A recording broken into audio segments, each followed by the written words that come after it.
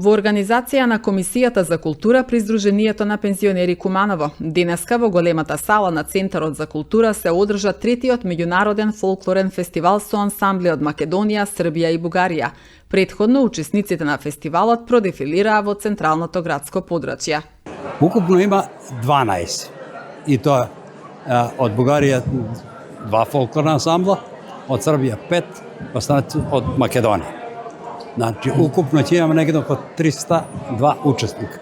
Јас сум презадоволен затоа што овие се луѓе кои сакаат, сваќаат и разбираат.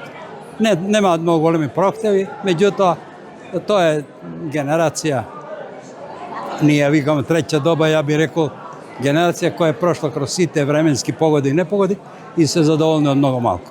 А Куманово е моментално со 17.000, односно 16.900 и нешто, или 17.000 правилно речено, али тоа е најголемо здружение после Битола и ги фаќа општините Липково, Старо Нагоричани и Куман. На ниво на Куманово ние имаме само 2 објекта наши.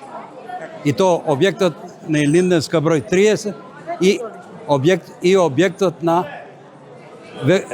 Димитар Влахов број 40. Се работи за едно од големите здруженија, членка на Сојузот на здруженија на пензионерите на Македонија, кој што здружение има околу 16.000 членови, корисници на пензија. Самата бројка говори дека обврската на ова здружение е значајна и голема, бидејќи треба да се обезбеди пред се на пензионерите активно трето доба.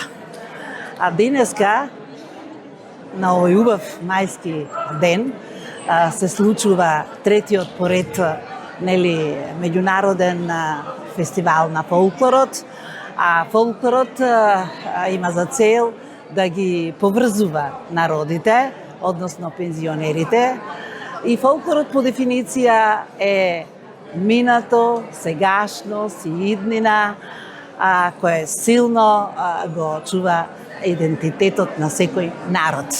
Секако дека овие претходни зголемувања е коректно да се каже дека беа во интерес на корисниците на пензија, бидејќи по моје мислење се нивелираше висината на пензијата како основа за натамошните усогласувања, бидејќи овие 2 зголемувања по 2.500 денари што се дадоа од 1 септември и сега од 1 март, де факто и до јуре тие влегуваат во основицата на пензијата и на неа понатака ќе се вршат другите тековни усогласувања.